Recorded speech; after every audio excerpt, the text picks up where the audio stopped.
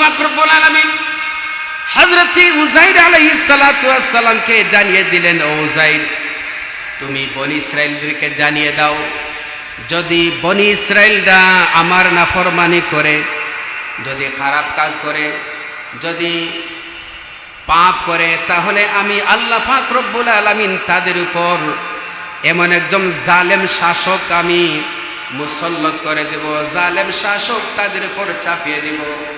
ওই জালেম শাসক এসেই তাদেরকে সাইজ করবে, তাদেরকে শায়েস্তা করবে। আল্লাহর নবী উযাইর আলাইহিস সালাম বনি ইসরাইলদেরকে জানিয়ে দিলেন, ও বনি ইসরাইলরা, তোমরা জুলুম নির্যাতন পাপাচার করো না, নাফরমানি করো না। নাফরমানি করলে আল্লাহ পাক তোমাদের উপর একটা জালিম সরকার পাঠিয়ে দিবেন।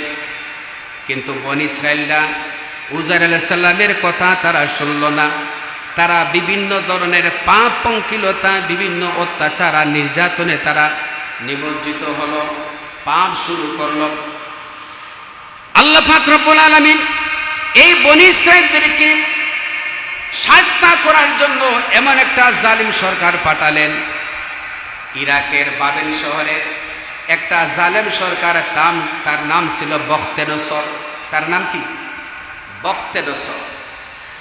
এই বখতেনসর এমন জালিম বাদশাহ ছিল, সে মানুষদেরকে হত্যা করত।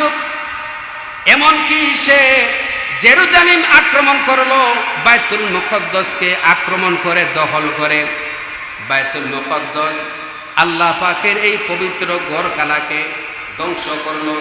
শুধু ধ্বংস করে নাই, বাইতুল মুকদ্দাসকে জ্বালিয়ে পুড়িয়ে সারকার করে মাটির সাথে মিশিয়ে দিল।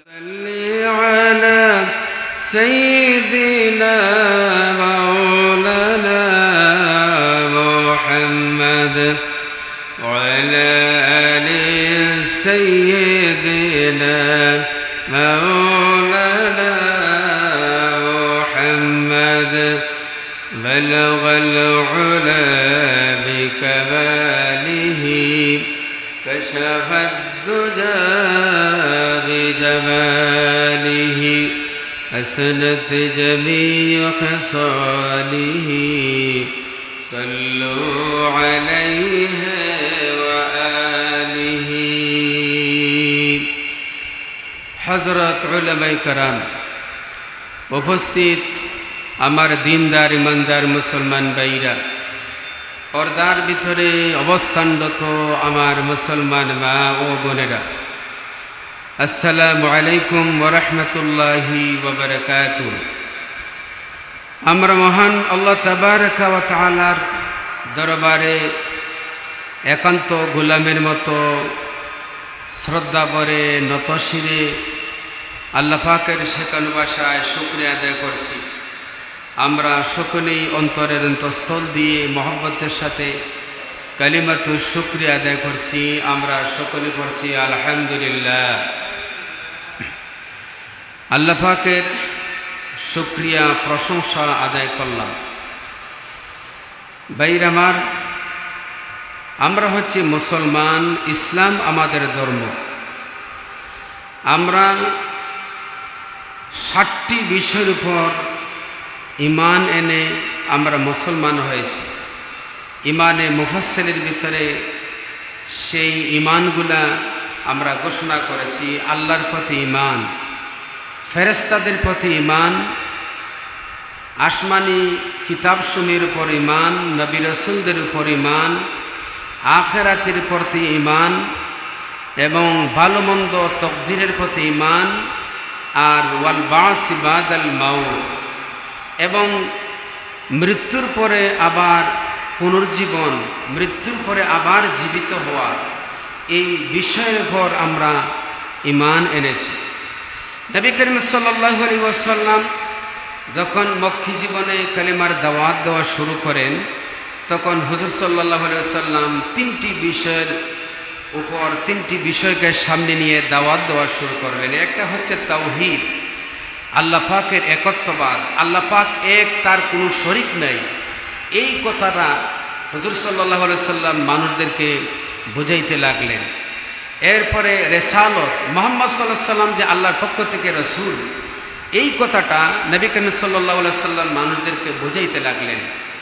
আবার আখিরাতের পর মানুষের মৃত্যুর পরে যে আরেকটা জগৎ রয়েছে, মৃত্যুর পরে আবার মানুষকে জীবিত হতে হবে, এই বিষয়টি হুজুর সাল্লাল্লাহু আলাইহি সাল্লাম মানুষদেরকে বুঝাইতে লাগলেন। প্রথম দুইটি বিষয় তাওহীদ এবং রিসালাত, এই দুইটি বিষয় মানুষেরা কেউ বিশ্বাস করলো আবার কেউ বিশ্বাস করলো না। কেউ বলেছে আল্লাহ আছেন, আবার কেউ বলে আল্লাহ নাই। কেউ বলেছে মুহাম্মদ সাল্লাল্লাহু আলাইহি ওয়াসাল্লাম আল্লাহর পক্ষ থেকে সত্যিকার অর্থে রসুল, কেউ বলছে মুহাম্মদ সাল্লাল্লাহু আলাইহি ওয়াসাল্লাম মিথ্যাবাদী। কেউ বিশ্বাস করেছে আর কেউ বিশ্বাস করে নাই। কিন্তু আখিরাত, মানুষের মৃত্যুর পরে যে আরেকটা জীবন, সেই যুগের কাফিরেরা এটা তারা বিশ্বাসই করে নাই, তারা বিশ্বাস করতে পারে নাই। তারা বলেছে এই দুনিয়ার জীবনই হচ্ছে আসল জীবন, এখানে আমরা আছি, এখানে আমরা মরে যাব, মৃত্যুর পরে আবার উঠতে হবে, এটা আমাদের মাথার ভিতরে ঢুকতেছে। ওরা বলতো وقالوا ما هي إلا حياتنا الدنيا نموت ونحيا। এই সমস্ত কাফিরেরা বলতো এই দুনিয়ার জীবন আসল জীবন, এখানে আমরা আছি, এখানে আমরা মরে যাব, মৃত্যুর পরে আবার আমাদের জীবিত হতে হবে। এই কথা তারা বিশ্বাস করে নাই। তারা বলে ওয়ামা ইউহলিকুনা ইল্লা দাহর, ওরা বলে কালের আবর্তনই আমাদেরকে একমাত্র ধ্বংস করবে, আর আমাদেরকে কোনো কিছুই ধ্বংস করতে পারবে না। এই কাফিরেরা আরো বলতো ওয়াকালু আইযা কুন্না ইযামান ওয়া রুফাতা, ওরা বলে আমরা যখন মরে যাব, আমরা যখন মরে গলে পচে আমাদের হাড্ডিগুলো যখন চূর্ণ বিচূর্ণ হয়ে মাটির সাথে মিশে এরপরে যখন একাকার হয়ে যাবে, এরপরে কি আমরা জীবিত হব? এই কথা তারা বলতো। আল্লাহ পাক রব্বুল আলামিন বলেন কুল কুনু হিজারাতান আও হাদিদা, আল্লাহ বলেন ও আমার নবী, আপনি এই সমস্ত কাফিরদেরকে বলে দাও, তোমরা যদি মরে গলে পচে গিয়াও, যদি মাটির সাথে মিশে যদি তোমরা পাথর হয়ে যাও, অথবা তোমরা যদি লোহাও হয়ে যাও, এরপরে আল্লাহ পাক রব্বুল আলামিন তোমাদেরকে আবার মৃত্যুর পরে জীবিত করবে। ভাইরা আমার, এইভাবে করে আল্লাহ পাক রব্বুল আলামিন মানুষদেরকে মৃত্যুর পরে যে আরেকটা জগৎ আছে, মৃত্যুর পরে আবার জীবিত হতে হবে, এই কথা আল্লাহ পাক মানুষদেরকে বোঝাইতে লাগলেন। মৃত্যু দেওয়া, আবার মৃত্যু থেকে জীবিত হওয়া, এই ক্ষমতা আল্লাহ পাক রব্বুল আলামিন দুনিয়ার কোনো মানুষকে দেন নাই। আল্লাহ পাক মৃত্যু দেন, আবার মৃত্যু থেকে জীবিত করেন, এই ক্ষমতা আল্লাহ পাক রব্বুল আলামিন কাউকে দেন নাই। এই ক্ষমতা একমাত্র আল্লাহ পাকের কাছে রেখে দিয়েছেন। আল্লাহ পাক রব্বুল আলামিন মৃত্যুর পরে আবার জীবিত করবেন, এই কথাটা বিশ্বাস করানোর জন্য আল্লাহ পাক কোরআনুল কারীমের ভিতরে বিভিন্ন ঘটনার অবতারণা করেছেন, বিভিন্ন নবী রাসূলদের ঘটনা এনেছেন, বিভিন্ন জাতির ঘটনা এনে আল্লাহ পাক দুনিয়ার মানুষদেরকে এই কথা বুঝাইয়েছেন যে মানুষের মৃত্যুর পরে আরেকটা জগৎ আছে, মৃত্যুর পরে আবার মানুষ জীবিত হবে। এই কথাটা আল্লাহ পাক বিভিন্ন ঘটনার মাধ্যমে বর্ণনা দিয়েছেন। যেমন হযরত ইব্রাহিম আলাইহিস সালাতু ওয়াস সালাম, তিনি ছিলেন আল্লাহর খলিল, আল্লাহর পয়গম্বর ছিলেন ইব্রাহিম আলাইহিস সালাম। তিনি আল্লাহ পাককে খুব ভালোবাসতেন, আল্লাহ পাকও ইব্রাহিম আলাইহিস সালামকে ভালোবাসতেন। তিনি একবার একটা নদীর পাশ দিয়ে যাচ্ছিলেন, তিনি লক্ষ্য করে দেখেন নদীর কিনারায় পানিতে একটা গাধা মরে পচে এভাবে ফুলে আছে। ইব্রাহিম আলাইহিস সালাম লক্ষ্য করে দেখেন এই নদীর ঢেউয়ে ওই মরা গাধাটা একবার পানির নিচে যায়, আবার পানির নিচে উপরে ওঠে। এই মরা গাধাটি যখন পানির নিচে যায়, তখন পানির নিচে যেই সমস্ত জলচর প্রাণীরা আছে, ওই মরা ওই গাধাটাকে তারা খায়। আবার পানির ঢেউয়ে যখন ওই মরা গাধাটা উপরে ওঠে তখন স্থলের যে সমস্ত জীবরা আছে ওই জীবেরা ওই মরা গাধাটাকে খায়। হযরত ইব্রাহিম আলাইহিস সালাম এই দৃশ্য দেখে তিনি মনে মনে কল্পনা করতে লাগলেন, আহারে এই মরা গাধাটা মরে আছে, পচে আছে, এটা আবার কেমনে জীবিত হবে? মনে মনে শুধু কল্পনা করলেন। তিনি মনে মনে কল্পনা করে এই কথা বললেন, রব্বি আরিনি কাইফা তুহিল মাউতা, আল্লাহ আপনি মরা জিনিসকে আবার কিভাবে জীবিত করেন, আল্লাহ এই দৃশ্যটা যদি আপনি আমাকে দেখাতেন। তিনি মনে মনে কল্পনায় তিনি বললেন। আল্লাহ পাক রব্বুল আলামিন বললেন, ক্বালা আওয়ালাম তুমিন, ও আমার নবী ইব্রাহিম, মরা জিনিসকে আমি আবার জীবিত করি, এটা কি তুমি বিশ্বাস করো না? ইব্রাহিম আলাইহিস সালাম বললেন, ক্বালা বালা, অবশ্যই রব্বুল আলামিন মরা জিনিসকে আপনি জীবিত করেন, এটা আমি অবশ্যই বিশ্বাস করি। ওয়ালাকিন লিয়াতমাইন্না কলবি, আল্লাহ তবে মরা জিনিস যদি, মরা প্রাণী যদি আবার জীবিত হয়, এই দৃশ্যটা যদি আমি আর দেখতাম তাহলে আমার মনের ভিতরে কিছু মেনাল আসতো, কিছু মনের বিশ্বাসটা আরো একটু শক্ত হতো। আল্লাহ পাক রব্বুল আলামিন ইব্রাহিম আলাইহিস সালামের এই মনের কল্পনাকে আরো শক্ত করার জন্য আল্লাহ পাক তার নবী ইব্রাহিমকে বললেন, ইব্রাহিম তুমি 4টা পাখি জাতীয় প্রাণী জবাই করে এই প্রাণীগুলাকে হাড্ডি গোশতগুলা সব এক করে ওই প্রাণীগুলার মাথাকে তোমার হাতে রেখে ওই গোশতগুলা তুমি 4টা পাহাড়ে এভাবে ছিটিয়ে ছিটিয়ে রাখো। 4টা পাহাড়ে ছড়িয়ে ছিটিয়ে রেখে এরপরে তুমি ওই গোশতগুলাকে ডাক দাও। ইব্রাহিম আলাইহিস সালাম 4টা প্রাণী ধরে জবাই করে ওই প্রাণীগুলার মাথা তার হাতে রেখে 4টা পাহাড়ে রেখে ইব্রাহিম আলাইহিস সালাম একটা জায়গায় দাঁড়িয়ে তিনি ডাক দিলেন।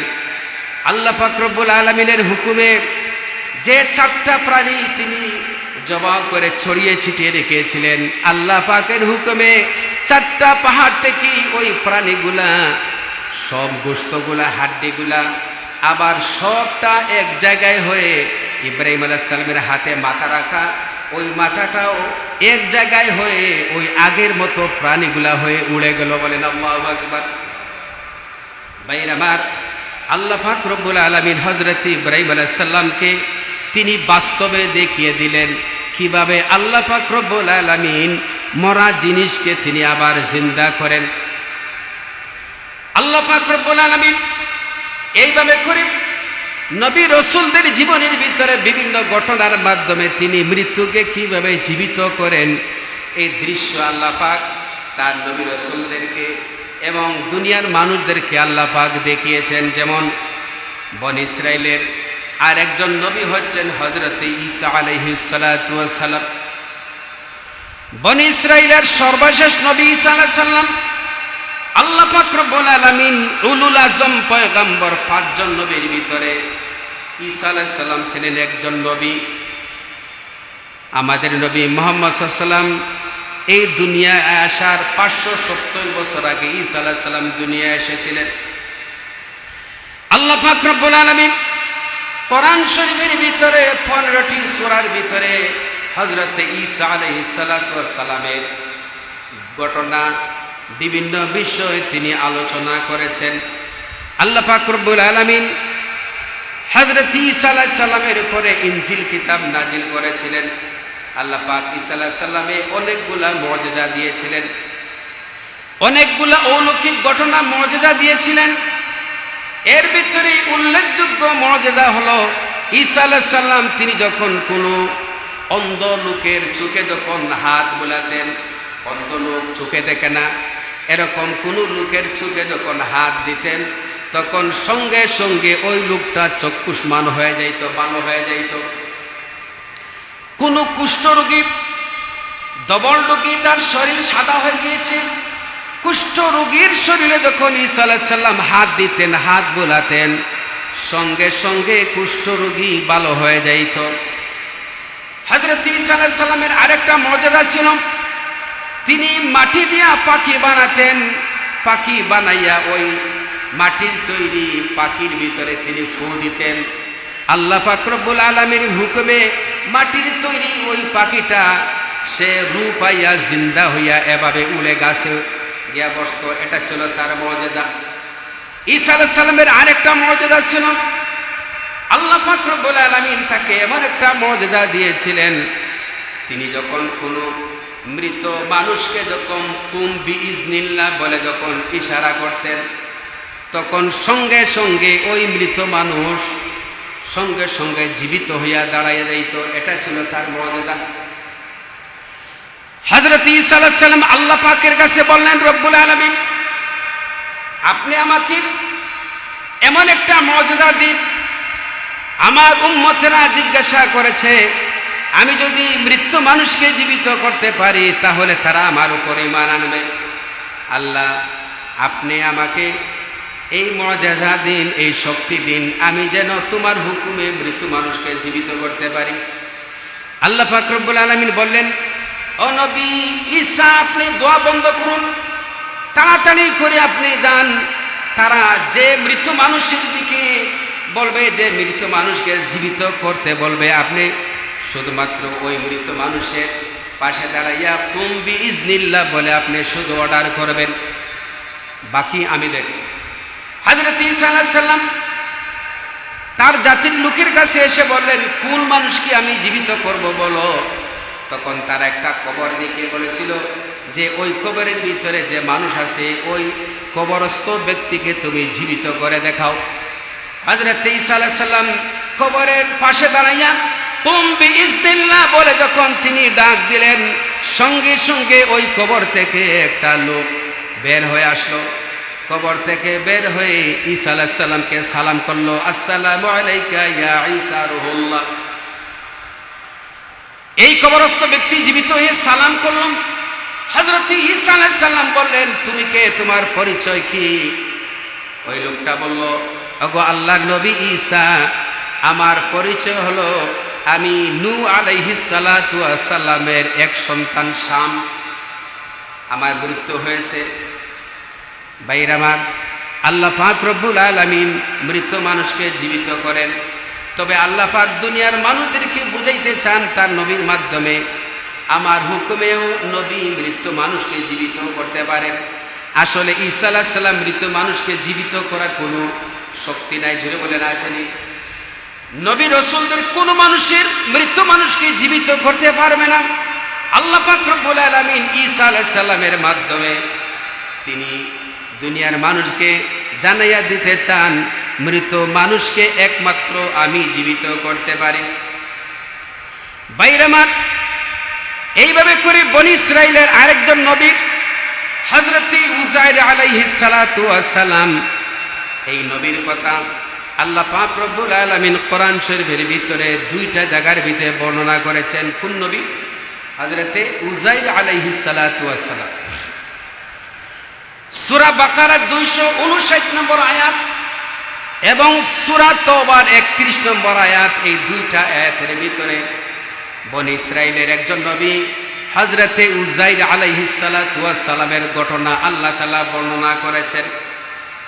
উযাইর আলাইহিস সালাম তিনি তাওরাতের বড় পণ্ডিত ছিলেন এবং হাফেজ ছিলেন, তাওরাত মুখস্থ ছিল।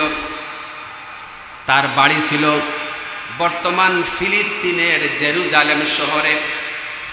তার বাবার নাম ছিল শারুখান, তার আরেকজন ভাই ছিল, তার নাম ছিল আজিজ।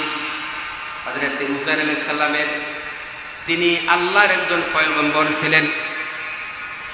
আল্লাহ পাক রব্বুল আলামিন হযরত উযাইর আলাইহিস সালাতু ওয়াস সালামকে জানিয়ে দিলেন, ও উযাইর তুমি বনি ইসরাইলদেরকে জানিয়ে দাও, যদি বনি ইসরাইলরা আমার নাফরমানি করে, যদি খারাপ কাজ করে, যদি পাপ করে, তাহলে আমি আল্লাহ পাক রব্বুল আলামিন তাদের উপর এমন একজন জালেম শাসক আমি মুসল্লত করে দেব, জালেম শাসক তাদের উপর চাপিয়ে দেব। ওই জালেম শাসক এসেই তাদেরকে সাইজ করবে, তাদেরকে শায়েস্তা করবে। আল্লাহর নবী উযাইর আলাইহিস সালাম বনি ইসরাইলদেরকে জানিয়ে দিলেন, ও বনি ইসরাইলরা, তোমরা জুলুম নির্যাতন পাপাচার করো না, নাফরমানি করো না। নাফরমানি করলে আল্লাহ পাক তোমাদের উপর একটা জালিম সরকার পাঠিয়ে দিবেন। কিন্তু বনী ইসরাইলরা উজাইর আলাইহিস সালামের কথা তারা শুনল না। তারা বিভিন্ন ধরনের পাপ পঙ্কিলতা, বিভিন্ন অত্যাচার আর নির্যাতনে তারা নিমজ্জিত হলো, পাপ শুরু করলো। আল্লাহ পাক রব্বুল আলামিন এই বনী ইসরাইলদেরকে শাস্তি করার জন্য এমন একটা জালিম সরকার পাঠালেন। ইরাকের বাবেল শহরে একটা জালেম সরকার, তার নাম ছিল বখতে-নসর। তার নাম কি? বখতে-নসর। এই বখতে-নসর এমন জালিম বাদশা ছিল, সে মানুষদেরকে হত্যা করত। এমনকি সে জেরুজালেম আক্রমণ করলো, বাইতুল মুকদ্দাসকে আক্রমণ করে দখল করে। বাইতুল মুকদ্দাস আল্লাহ পাকের এই পবিত্র ঘরখানাকে ধ্বংস করলো। শুধু ধ্বংস করে নাই, বাইতুল মুকদ্দাসকে জ্বালিয়ে পুড়িয়ে ছারখার করে মাটির সাথে মিশিয়ে দিল। বনী ইসরাইলদেরকে হত্যা করলাম, লক্ষ লক্ষ বনী ইসরাইলদেরকে হত্যা করলাম, তাদের ঘর বাড়ি সব কিছু শেষ করে দিল, আর হাজার হাজার বনী ইসরাইলদেরকে বন্দী করলো। শেষ পর্যন্ত উজাইর আলাইহিস সালাম এই বখতে-নসরের সাথে যুদ্ধ করতে চাইছিলেন, কিন্তু বখতে-নসরের এত বিরাট শক্তি উজাইর আলাইহিস সালাম শেষ পর্যন্ত তার সাথে পারেন নাই। এই বখতে-নসর যখন বনী ইসরাইলদেরকে বন্দী করলো, এই বন্দীদের ভিতরে হযরতে উজাইর আলাইহিস সালামকেও বন্দী করে ফেললো। উজাইর আলাইহিস সালাম বন্দী বখতে-নসরের হাতে। এই অবস্থায় দীর্ঘদিন চলে গেল। দীর্ঘদিন চলে যাওয়ার পরে শেষ পর্যন্ত বখতে-নসর বনী ইসরাইল যাদেরকে বন্দী করেছিল উজাইর আলাইহিস সালাম সহ সবাইকে সে ছেড়ে দিল। উজাইর আলাইহিস সালাম তিনি জেল থেকে, বন্দী থেকে বের হয়ে তিনি কি করবেন? বের হয়ে দেখেন তার জেরুজালেম শহরের কোনো অস্তিত্ব নাই, ঘর নাই, বাড়ি নাই, রাস্তাঘাটের কোনো অস্তিত্ব নাই। বখতে-নসর জালিম বাদশা সারা জেরুজালেম শহরকে তছনছ করে দিয়েছে, লক্ষ লক্ষ মানুষকে হত্যা করেছে। এই কথা তিনি চিন্তা করে করে তিনি একটা গাধার উপর সওয়ার হয়ে আর কিছু আঙ্গুর ফল আর কয়েকটা ডুমুর ফল নিয়ে একটা গাধার উপর সওয়ার হয়ে হযরত উজাইর আলাইহিস সালাম তিনি জেরুজালেমের রাস্তা দিয়ে তিনি চলছেন। চলতে চলতে কিছু দূর যাওয়ার পরে তিনি দেখেন একটা গাছ। হযরত উজাইর আলাইহিস সালাম চিন্তায় পড়ে গেলেন, এই শহরটার এই অবস্থা হলো, মানুষগুলা কোথায় গেল? বাড়িঘর নাই, মানুষ নাই, একদম জনমানবহীন এলাকা হয়ে গেছে। উজাইর আলাইহিস সালাম তিনি গাধার উপর থেকে নেমে ওই গাধাটাকে ওই গাছের সাথে বেঁধে তিনি গাছের নিচে একটু বিশ্রাম নিতে চাইলেন। উজাইর আলাইহিস সালামের সাথে যে আঙ্গুর ফল আর ডুমুর ফল ছিল, আঙ্গুর ফল আর ডুমুর ফলগুলা তিনি তার পাশে রাখলেন, আর ওই গাধাটাকে ওই গাছের সাথে তিনি বেঁধে গাছের নিচে তিনি শুয়ে পড়লেন। তার মাথাটা তার গালের নিচে হাত দিয়া তিনি এভাবে শুয়ে আরাম করছেন, আর তিনি মনে মনে কল্পনা করছেন, আহারে এই যে এত বড় শহর, এই মানুষগুলা কোথায় গেল? এদেরকে আল্লাহ পাক রব্বুল আলামিন আবার কিভাবে জীবিত করবেন, এই কল্পনায় তিনি চলে গেলেন।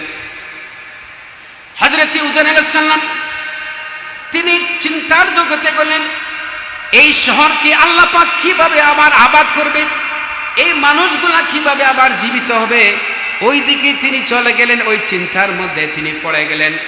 আল্লাহ পাক রব্বুল আলামিন উজাইর আলাইহিস সালামকে তিনি পরীক্ষার মধ্যে ফেললেন। তিনি যখন চিন্তা করতে লাগলেন মানুষকে আবার আল্লাহ পাক কিভাবে জীবিত করবেন, আল্লাহ পাক রব্বুল আলামিন তখন উজাইর আলাইহিস সালামকে পরীক্ষা করার জন্য জিবরাইল আলাইহিস সালামকে পাঠালেন। বললেন, জিবরাইল যাও উজাইর নবীর জান কবজ করো। জিবরাইল আলাইহিস সালাম চলে আসলেন, এসে উজাইর আলাইহিস সালামের জান কবজ করলেন। উজাইর আলাইহিস সালাম আর এক দুনিয়া নেই, তার পাশেই যে গাধা, এই গাধাটারও জান কবজ করলেন।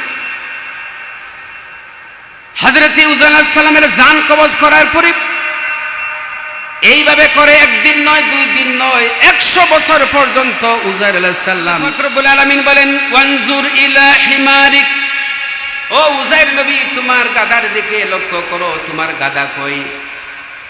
লিনাজআলাকা আয়াতান লিন্নাস, তোমার গাদা কোথায়? গাদা কি খুঁজো? হযরত উজাইর আলাইহিস সালাম বলেন, আল্লাহ গাদা তো ওই জায়গায় ছিল, গাদা তো নাই।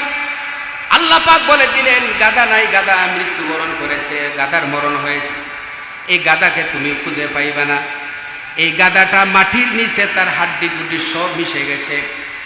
এবার ওই গাদাকে তুমি পাইতে হলে একটা হন্তা এনে মাটি কুড়ি যে জায়গায় গাদা রাখছিলে এই জায়গায় তুমি খুঁজো, তালাশ করো। উজাইর আলাইহিস সালাম একটা হন্তা এনে মাটি কুড়ে দেখেন গাদার হাড্ডি গুড্ডি সব এখনো রয়ে গেছে। তিনি হাড্ডিগুলো সব জমা করে এরপরে আল্লাহ পাক বললেন, এই গাদাকে ডাক দাও। আল্লাহ পাক উজাইর আলাইহিস সালামকে গাদাকে ডাক দাও। উজাইর আলাইহিস সালাম গাদাকে তিনি ডাক দিলেন। ডাক দেওয়ার সঙ্গে সঙ্গে আল্লাহ পাকের কুদরতে গাদার গোশতগুলা সব আবার ওই হাড্ডির সাথে এভাবে করে টাস টাস করে একটার সাথে জোড়া হয়ে আবার ওই আগের মতো গাদা হয়ে গেছে। বলে সুবহানাল্লাহ। গাদা হয়ে এবার ডাকা শুরু করেছে।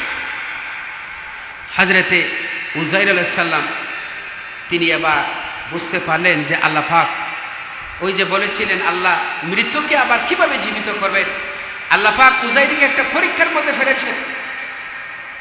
তখন উজাইর আলাইহিস সালাম তিনি বুঝতে পারলেন, আল্লাহ পাক বলেছেন যে আমি এটা তোমার স্বচক্ষে বাস্তবে আমি তোমাকে দেখাইয়ে দিলাম যে কিভাবে আমি মৃত্যুকে জীবিত করতে পারি।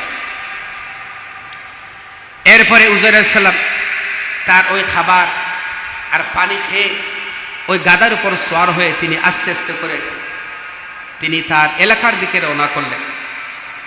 এলাকার দিকে গিয়ে নতুন একটা এলাকায় তিনি ঢুকেছেন। মনে করছেন ওই এলাকায় তো আমার ঘর হবে। 100 বছর আগের এলাকা, নতুন গড় বাড়ি, দালান কোঠা, যেখানে গর্ত ছিল, পুকুর ছিল, এখানে 5 তলা বিল্ডিং হয়ে গেছে। যেখানে রাস্তা নাই এখানে রাস্তা হয়ে গেছে। নতুন এলাকা, আর মানুষগুলো অপরিচিত, কোনো মানুষকে তিনি চিনছেন না। এক এলাকায় গিয়ে জিজ্ঞাসা করলেন এক বৃদ্ধ মানুষকে, ভাই ওই এলাকায় উজাইর নবীর যে গ্রাম, উজাইর নবী যে ছিলেন, তো ওই নবীর গ্রামটাকে কি তুমি ছিল? বয়স্ক মানুষ সে বলছে যে না, উজাইর নবীকে চিন্তা শুনেছি, উনি 100 বছর আগে তিনি মারা গিয়েছেন। 100 বছর আগে তিনি মারা গিয়েছেন এটা আমরা শুনেছি, তবে তার বাড়িঘর কোথায় এটা বলতে পারবো না। উজাইর আলাইহিস সালাম আরো চিন্তার মধ্যে পড়লে গেলেন। তিনি চিন্তা করে করে আরেকটু অগ্রসর হয়ে তিনি একটা বাড়ির ভিতরে ঢুকেছেন। বাড়ির ভিতরে ঢুকে তিনি দেখেন একজন বৃদ্ধ মানুষ, তার দাড়ি মুছ সব সাদা হয়ে গিয়েছে, অন্ধ, চোখে দেখে না, একটা চেয়ারের মধ্যে বসে আছে, হাতে একটা লাঠি। উজাইর আলাইহিস সালাম তার যখন আল্লাহ তাআলা ওই গাছের নিচে যখন মৃত্যু হয়েছে, ঘুমিয়েছিলেন, তখন তার বয়স ছিল 50 বছর। কত বছর? মাত্র 50 বছর ছিল। তিনি বলেছেন, ভাই যে উজাইর নবীর বাড়ি কোনটা?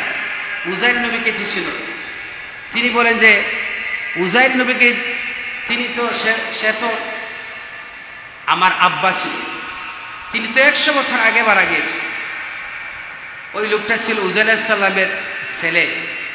তার বয়স, উজাইর আলাইহিস সালাম যখন যুদ্ধ করতে যান বখতি নসরের সাথে, তখন তার বয়স ছিল 10 বছর।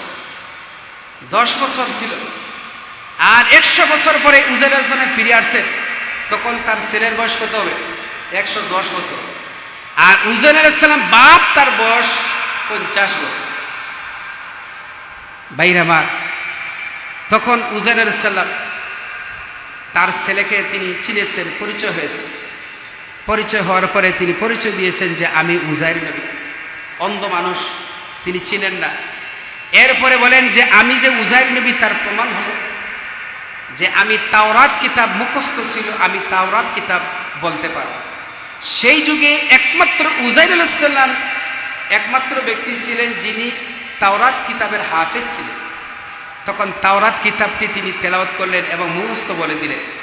তখন উজাইর আলাইহিস সালামের ছেলে 110 বছরের ছেলে, আর উজাইর আলাইহিস সালামের বয়স 50 বছর। তখন ছেলে বিশ্বাস করলো যে উনি আমার আব্বা। যে এই যে ঘটনাটা আমি আপনাকে বললাম যে এটা আল্লাহ পাকের পক্ষে সম্ভব, এটা আল্লাহ পাকের কুদরত, এটা আল্লাহ পাকের কি, আল্লাহ পাকের পক্ষে সব কিছুই সম্ভব। আল্লাহ পাক রব্বুল আলামিন উযাইর আলাইহিস সালামের এই ঘটনা বর্ণনা করে আল্লাহ তাআলা তিনি বলতেছেন ওয়া'লাম আন্নাল্লাহা আলা কুল্লি শাইইন কাদির, জেনে রাখো নিশ্চয়ই আল্লাহ পাক সব কিছুর উপরে ক্ষমতাবান। সব কিছুর উপরে আল্লাহ পাক ক্ষমতা রাখেন, না রাখেন না? সব কিছুর উপরে আল্লাহ তাআলা ক্ষমতা রাখেন। তো আল্লাহ পাক সব কিছুর উপরে কাদির, ক্ষমতাবান। আমরা তো আল্লাহ পাকের ক্ষমতা বুঝতে পারি না, আমরা আল্লাহ পাকের ক্ষমতা জানি না, বুঝি না। একটা হচ্ছে আল্লাহ পাকের কুদরত, আর একটা হচ্ছে আল্লাহ পাকের আদত, নিজাম। আল্লাহ পাকের কুদরত কি আর আল্লাহ পাকের নিজাম কি? যেমন আগুন, আগুনের কাজ কি বলে? আগুনের কাজ হচ্ছে জ্বালিয়ে দেওয়া। আগুন যে কোনো জিনিসকে জ্বালিয়ে দিতে পারে, এটা হচ্ছে তার নিজাম, এটা হচ্ছে তার আদত। আগুনের কাজই হচ্ছে জ্বালাবার। কিন্তু আগুন যদি না জ্বালায়, আগুন যদি না জ্বালায়, তাহলে বুঝতে হবে এখানে আল্লাহ পাকের কুদরত রয়েছে। কি রয়েছে? আল্লাহ পাকের কুদরত রয়েছে। ইব্রাহিম আলাইহিস সালামকে নমরুদ যখন ধরে আগুনের ভিতরে যখন ফেললো, তখন তো আগুন ইব্রাহিমকে জ্বালাবার কথা, জ্বালিয়ে পুড়িয়ে ভস্ম করে দেওয়ার কথা। কিন্তু আল্লাহ পাক রব্বুল আলামিন আগুনকে অর্ডার করেছিলেন, আগুন খবরদার আমার নবী ইব্রাহিমকে জ্বালাবি না, নষ্ট করবি না। এখন বলেন আগুন কার কথা শুনবে? যদি বলেন কার কথা শুনবে? আগুন আল্লাহ পাক রব্বুল আলামিনের কথা শুনবে। আগুনের কাজ হলো জ্বালাবার,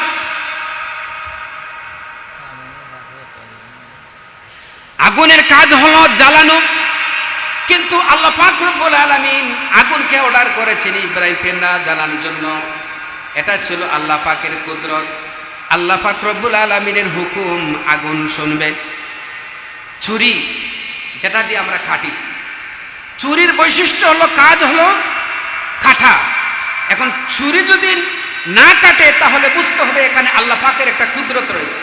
কথা ঠিক কিনা বলেন? হযরত ইব্রাহিম আলাইহিস সালাম ছুরি হাতে নিয়ে দাঁড়ালো, ছুরি ইসমাইলের গলায় ছুরি চালিয়েছেন, তার ধারণা ছুরি তো কাটবেই। ছুরির বৈশিষ্ট্য হলো, আদত হলো, তার নিজাম হলো কাটা। ইব্রাহিম আলাইহিস সালাম ছুরি চালিয়ে দিয়েছেন, কিন্তু ছুরি তো গলা কাটে না। এই যে না কাটা, এটা ছিল হযরতে ইব্রাহিম আলাইহিস সালামের শক্তি দিয়ে তিনি কাটতে চেয়েছিলেন, কিন্তু কাটতে পারেন নাই। এখানে আল্লাহ পাক রব্বুল আলামিনের কুদরত কাজ করেছিল। কি করেছিল? আল্লাহ পাক রব্বুল আলামিনের কুদরত কাজ করেছিল। আপনারা দেখেন পানির বৈশিষ্ট্য হলো, কোনো প্রাণী যদি মরে, পানিতে যদি যায়, পানিতে যদি কোনো প্রাণী মরে, তাহলে পানির বৈশিষ্ট্য হলো ওই প্রাণীকে পচিয়ে দিবে। পচাই হলো পানির বৈশিষ্ট্য। কথা ঠিক কিনা? কোনো প্রাণী যদি পানিতে মরে, তাহলে কয়েকদিনের ভিতরে এই প্রাণীটা মরে পচে দুর্গন্ধ হয়ে যাবে, নষ্ট হয়ে যাবে, পানি পচিয়ে দিবে। বাইরে আমার লক্ষ্য করে দেখেন, কিন্তু এই পানি যদি কোনো মৃত্যুকে যদি না পচাইতে পারে, তাহলে বুঝতে হবে এটা হচ্ছে আল্লাহ পাকের কুদরত। এখানে আল্লাহ পাকের কুদরত কাজ করতেছে। যেমন ফেরাউন যখন মূসা আলাইহিস সালামের সাথে শত্রুতা শুরু করলো, আল্লাহ পাক রব্বুল আলামিন ফেরাউনকে এই দুনিয়া থেকে বিদায় করতে চাইলেন, ধ্বংস করতে চাইলেন। তখন ফেরাউন মূসা আলাইহিস সালামের পিছনে দাওয়া করেছে। ফেরাউন 10 লক্ষ সৈন্য নিয়ে মূসা আলাইহিস সালামের পিছনে দাওয়া করেছে। মূসা আলাইহিস সালাম ফেরাউনের বাহিনী থেকে বাঁচার জন্য রাতের অন্ধকারে তার বাহিনী নিয়ে তিনি রওনা দিয়েছেন। গিয়া সামনে একদম দরিয়ার সামনে পড়েছেন। এবার বাঁচার কোনো পথ নাই। মূসা আলাইহিস সালাম কোথায় যাবেন? সামনে গেলে দরিয়া, পিছনে গেলে ফেরাউনের বাহিনী। আল্লাহ পাক রব্বুল আলামিন মূসা আলাইহিস সালামকে বাঁচিয়ে দিলেন, সাগরের ভিতরে রাস্তা করে দিলেন। ওই রাস্তা দিয়া পার হয়ে মূসা আলাইহিস সালাম তার উম্মত নিয়ে তিনি ওপারে চলে গেলেন। এবার ফেরাউন দরিয়ার কিনারায় এসে দেখেন বিরাট বড় একটা রাস্তা। সে মনে করেছে ওই রাস্তা দিয়া পার হয়ে সে মুসা আলাইহিস সালামকে ধরবে। ফেরাউন যখন এই দরিয়ার ভিতরে রাস্তার মধ্যে যখন নেমে পড়ল, রাস্তার দরিয়ার মাঝখানে যখন আসলো, তখন আল্লাহ পাক রব্বুল আলামিন দরিয়াকে অর্ডার করলেন রাস্তা বন্ধ করে দেওয়ার জন্য। রাস্তা বন্ধ হয়ে গেল।